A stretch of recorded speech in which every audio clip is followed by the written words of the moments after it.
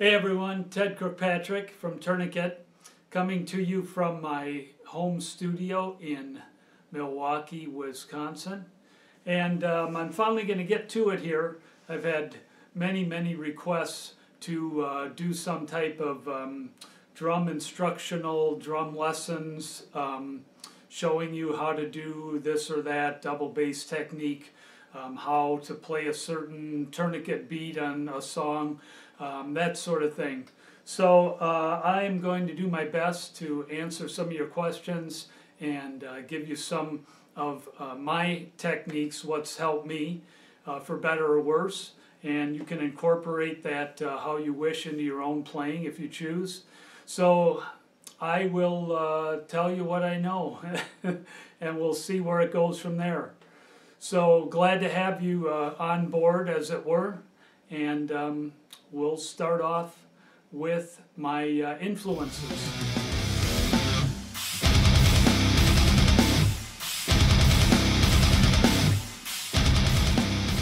I consider myself very fortunate that at an early age my mom and dad instilled in me a love of all kinds of music.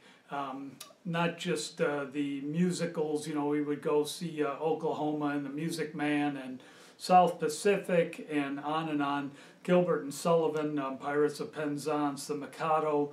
I went to many Milwaukee and Chicago Symphony Orchestra concerts and heard one of the great conductors of our time, George Schulte, conduct the Chicago Symphony on numerous times.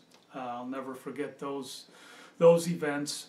And when I told him I was interested in playing the drums, my mom, who had a scholarship to when she was in college to Madison, University of Wisconsin, for trumpet, she said, "Why couldn't you play the violin?"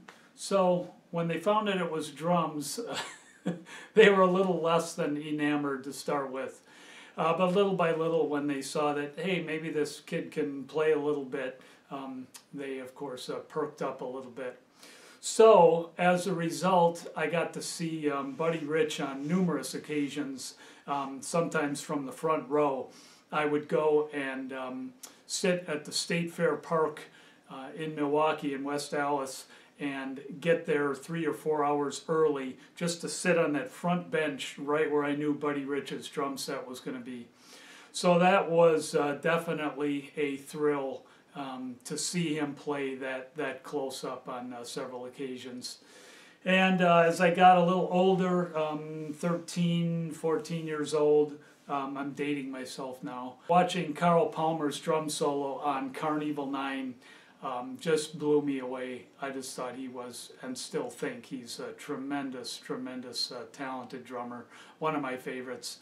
Definitely grew up watching Neil Peart and kind of learning backwards and forwards and sideways every Rush song I could get my hands on.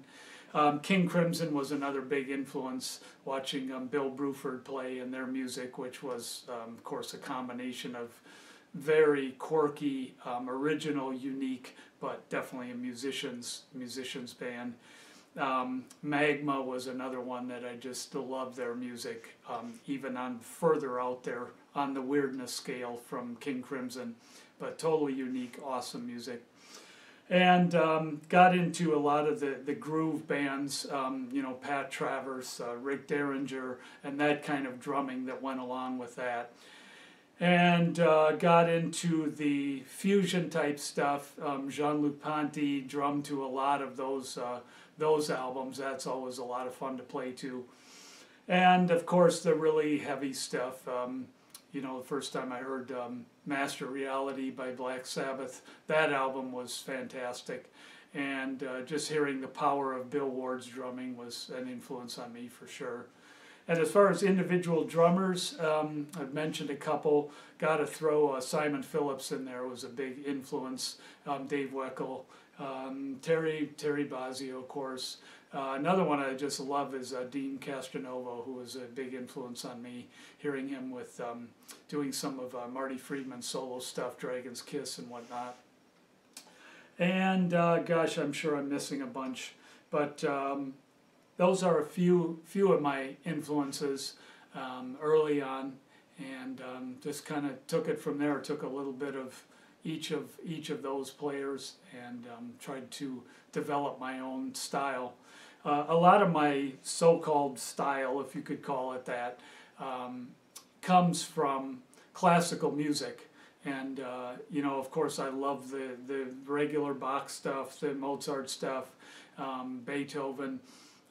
Also, greatly influenced by things like the harpsichord sonatas of Scarlatti, who was born the same year as Bach in 1685. So those were a big influence, just the incredible staccato, the rhythmic part of that, besides the insane speed and technique involved in playing those on harpsichord, much less on drums. Most people know I'm very, very involved in animal welfare and what happens to how animals are treated in all facets matters greatly to me. So as a result, the sounds of the jungle, I've been all over the world, you know, studying insects and just birds and so on. So I've been to Papua New Guinea and all over the Amazon and Solomon Islands in the South Pacific and Malaysia. The sounds, the repetitive sounds of the jungle and of the insects and the primates during the day, and the bird calls, and then at night the stuff that, you know, comes out of the woodwork, the repeating sounds of cicadas and so on, are definitely an influence on my drumming and just on my passion for percussion. So there's a great deal of percussive sounds in the natural world, that's for sure. Okay, so there's a few things to get you started, and we'll take it from there.